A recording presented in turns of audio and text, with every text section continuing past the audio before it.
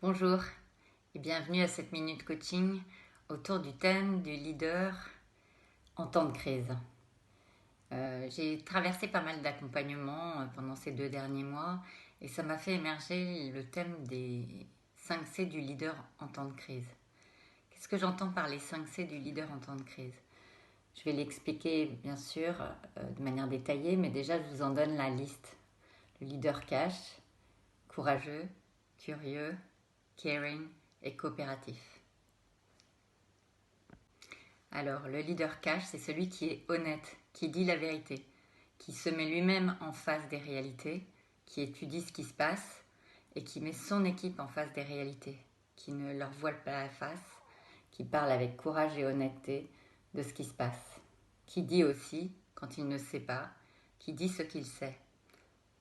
Le leader, ensuite, des 5 C, c'est celui qui est courageux, qui sait qu'il faut prendre beaucoup de risques pour avancer dans l'incertitude, dans l'imprévisibilité, dans l'inconnu. Il faut donc avancer en se disant, il vaut mieux essayer, prendre des décisions, assumer ces décisions, aussi imparfaites soient-elles, que de ne rien faire. Le leader curieux, c'est celui qui va à l'encontre de toutes les expressions du style « mais non, ça ne s'est jamais fait, mais tu n'y penses pas, on ne va pas aller vers ça ». Le leader curieux, c'est celui qui va ouvrir tous les horizons possibles, qui va demander à ses équipes de l'étonner. Amenez-moi toutes les idées possibles et inimaginables. On bascule dans le monde d'après, ce n'est plus le monde d'avant. Qu'est-ce qu'on peut imaginer pour servir nos clients? Qu'est-ce qu'on peut proposer comme nouveaux produits, services qui va vraiment coller aux nouveaux enjeux? Le leader caring, en temps de crise, dans ce bouleversement total que toutes les industries connaissent, est-ce qu'il prend soin de son équipe? Est-ce qu'il prend soin de l'ensemble des équipes? Est-ce qu'il prend soin de la santé mentale, physique et émotionnelle de chacun? Et est-ce qu'il en prend soin pour lui-même? Et enfin, le leader coopératif. Ces temps de crise nous invitent à ne plus la jouer perso. Le temps de l'individualisme est terminé.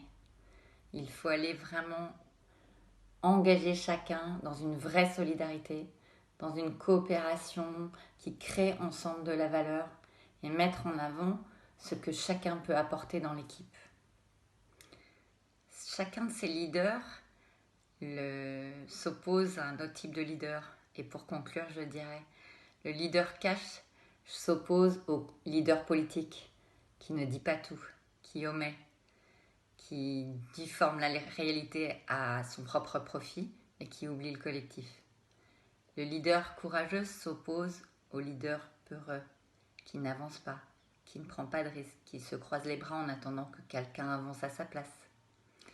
Le leader curieux s'oppose au leader prudent, qui en reste à ce qu'il connaît, qui n'avancera pas tant qu'il ne sait pas ce qui est possible, ce qui a déjà été fait. Le leader caring s'oppose au leader pénible, celui qui génère plus de stress qu'il ne génère de bienveillance et de solidarité. Et enfin, le leader coopératif s'oppose au leader personnel, pour qui la gestion de sa propre carrière passe avant tout. Voilà, c'est clair qu'en situation de crise, les réalités des compétences, des comportements et du vrai de chacun des leaders s'expriment de manière encore plus évidente. C'est difficile d'être un leader en temps de crise, c'est même particulièrement compliqué. Mais sachez que tout se voit encore plus fort qu'en situation normale.